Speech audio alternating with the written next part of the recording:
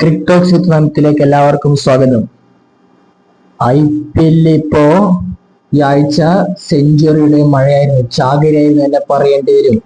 നമുക്കൊന്ന് കൃത്യമായിട്ട് നോക്കിയാൽ ഇപ്പൊ തിങ്കളാഴ്ച, അതായത് കഴിഞ്ഞ തിങ്കളാഴ്ച ഗുജറാത്ത് ടൈറ്റൻസ് മുംബൈ ഇന്ത്യൻസ് എന്ന മത്സരം ഓർമ്മയുണ്ടാവും. അന്ന് മുംബൈ താരം തിലക് വർമ്മ സെഞ്ചുറി അടിച്ചു. 45 പന്തിൽ 101 റൺസ്.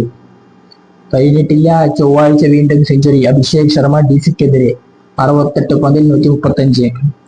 പിന്നെ വ്യാഴാഴ്ച സെഞ്ചുറി മലയാളി സൂപ്പർ താരം സഞ്ജു സാംസൺ സെഞ്ചുറി അടിക്കുന്നു. അദ്ദേഹം 54 പന്തിൽ 101 റൺസ് എടുക്കുന്നു. സഞ്ജു മുംബൈക്കെതിരെ മത്സരം ചെന്നൈയിരിക്കുന്നുണ്ടല്ലേ, അവരുടെ ഹയസ്റ്റ് റെക്കോർഡ് വിന്നാണ് അവർ 103 റൺസിന്റെ വിന്നാണ് അവര് മുംബൈക്കെതിരെ താരം സ്വന്തമാക്കിയത്. സായ് സുരേഷ് RCBക്കെതിരെ 58 പന്തിൽ 100 എടുക്കുന്നു. പക്ഷെ അക്കളി RCB വിജയിക്കുന്ന കാഴ്ചയാണ് കണ്ടത്. വെള്ളിയാഴ്ച.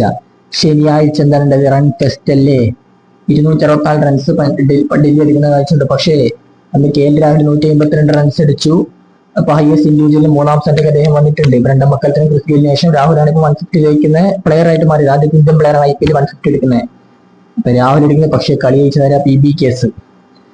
ശനിയാഴ്ച എന്നെ വീണ്ടും രാത്രി കണ്ടില്ല നമ്മള്, 15-കാരൻ പയ്യന്റെ താണ്ഡവം. അദ്ദേഹം 37 പന്തിൽ 103 റൺസ് എടുത്തത്. പക്ഷെ മത്സരം ചെയ്തത് SRH. അപ്പോ ഈ ആഴ്ച സെഞ്ചുറി മഴയും റൺ മഴയുടെ ഒക്കെ ആഴ്ചയായിരുന്നു. അപ്പൊ ക്രിക്കറ്റ് ലോകത്തെ പുതിയ അപ്ഡേറ്റ്സും വിശേഷങ്ങളുമായി നമ്മൾ വീണ്ടും എത്താം.